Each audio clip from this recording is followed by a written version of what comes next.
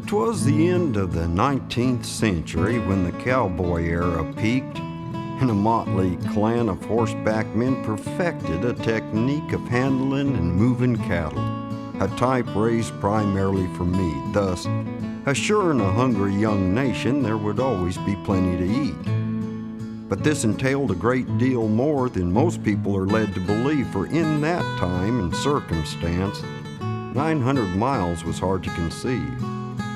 But that's what they were up against, with a longhorn bovine beast, for the product was in the expanse of the west and the market was in the east. Now the problem was getting the product to market at a price all parties could pay, so unlike Europe, where only royalty ate meat, the common man could have beef every day.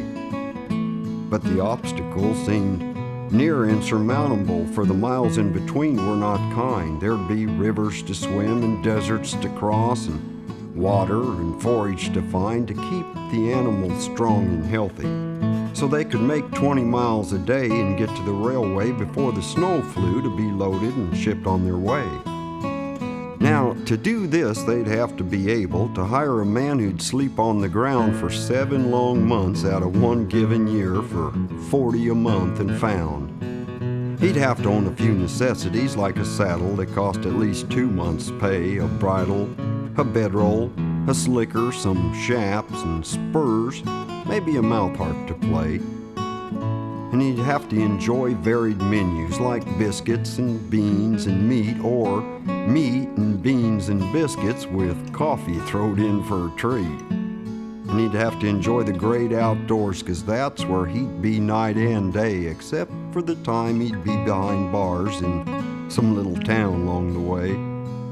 Now, you'd think with this list of requirements that the job would have been hard to fill, but the human race now and then breeds a throwback, and for some reason these men fit the bill.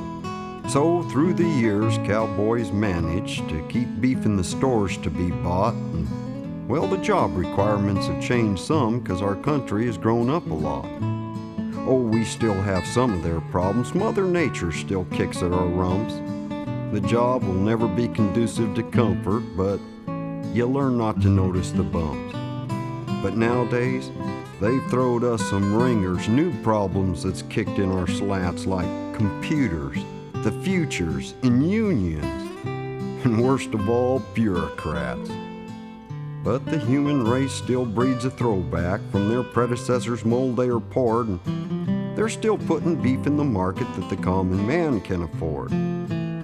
But I can't see that lasting forever, for we keep getting kicked in the teeth, and if you don't think you're getting a bargain, just go abroad and order some beef.